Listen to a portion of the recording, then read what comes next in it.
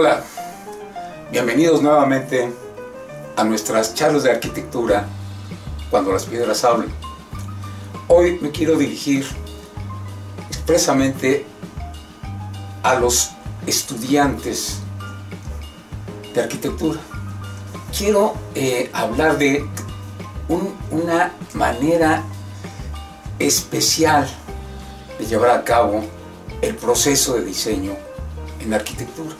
Hay que recordar que el universo de la arquitectura tiene dos grandes vertientes.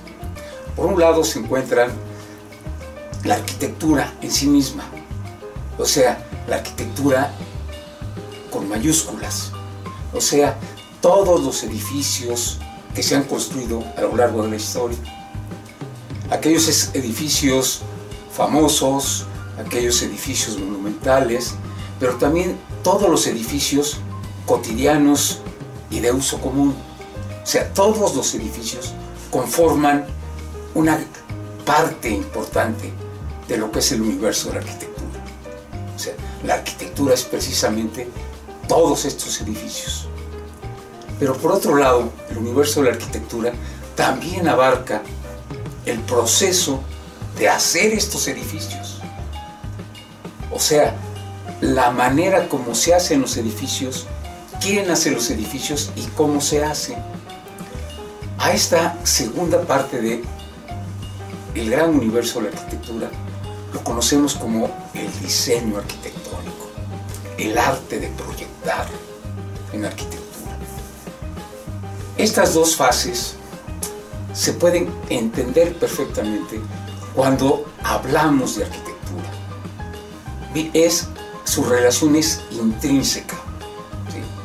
O sea, la arquitectura va estructurando su propia filosofía, crea un lenguaje propio que le permite establecer todos los principios, naturaleza y ámbito de conocimientos que se le van formando al arquitecto.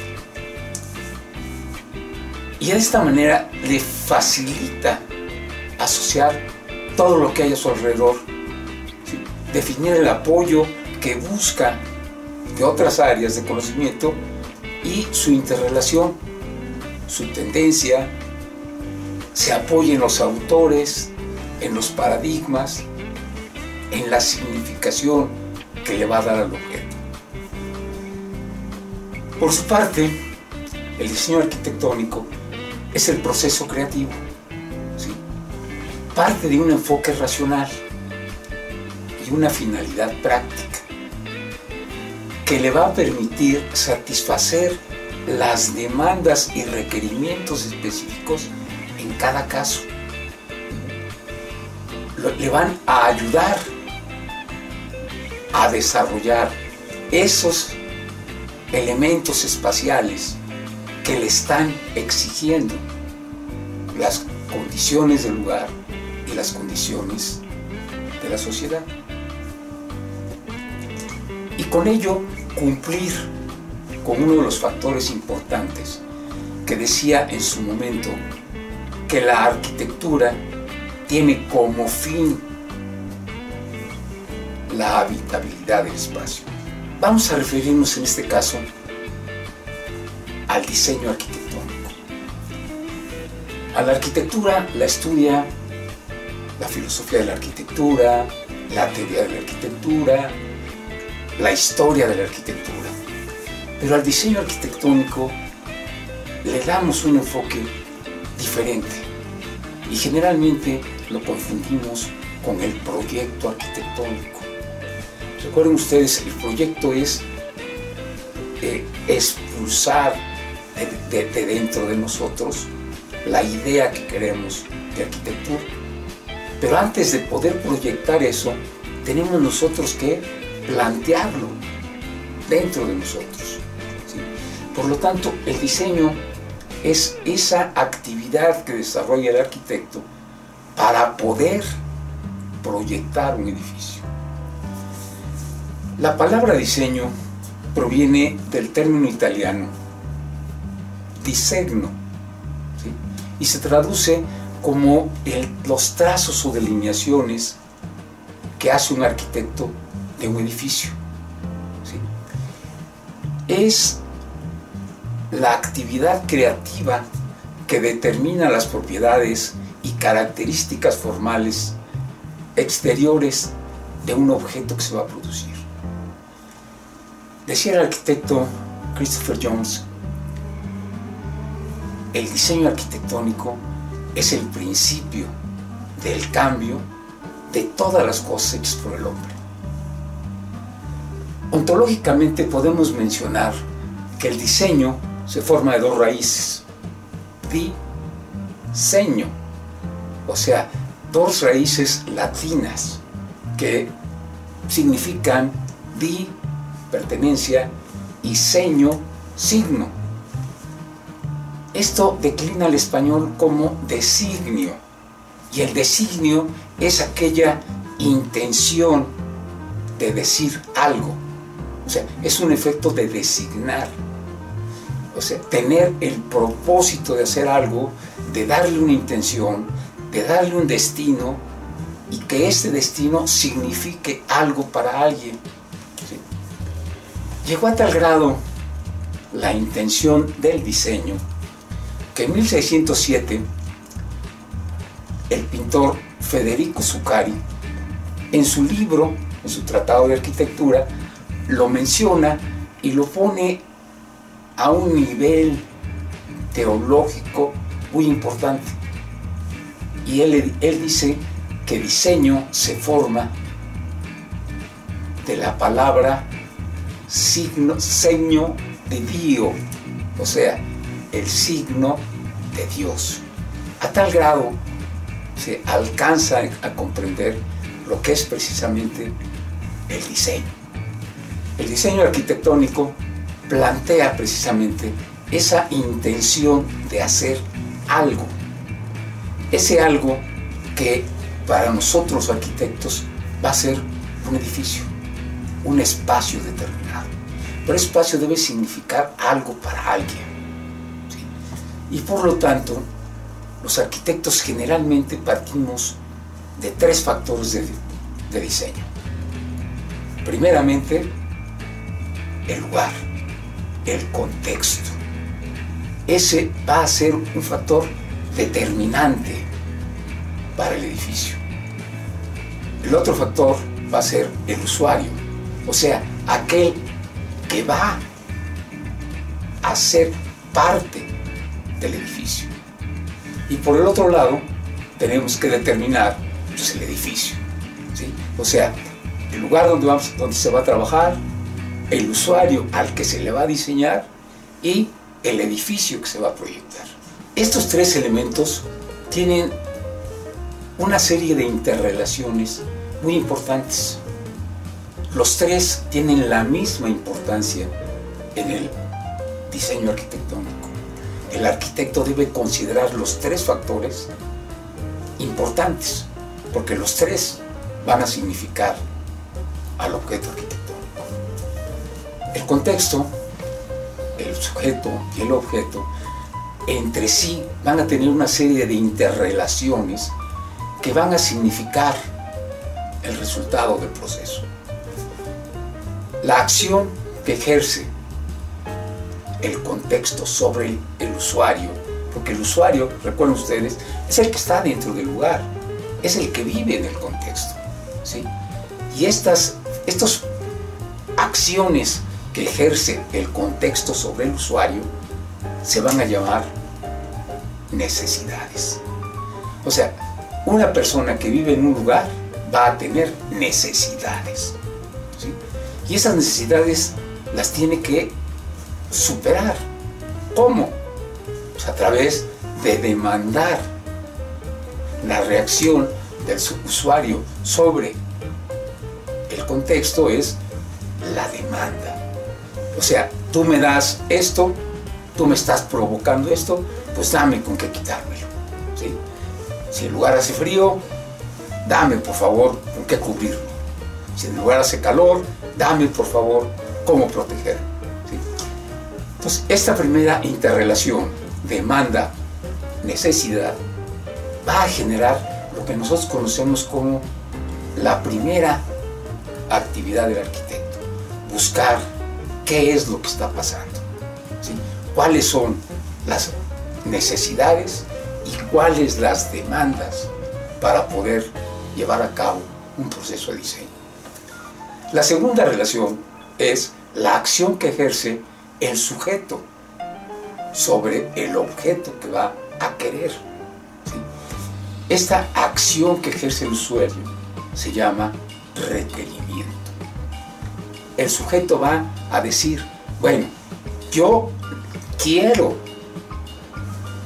todas estas cosas, que me cumpla el objeto que quiero que me haga, ¿sí? Y entonces el objeto va a responderle al sujeto dándole satisfactores. Le va a dar satisfactores ambientales, le va a dar satisfactores espaciales, le va a dar comodidad, etc.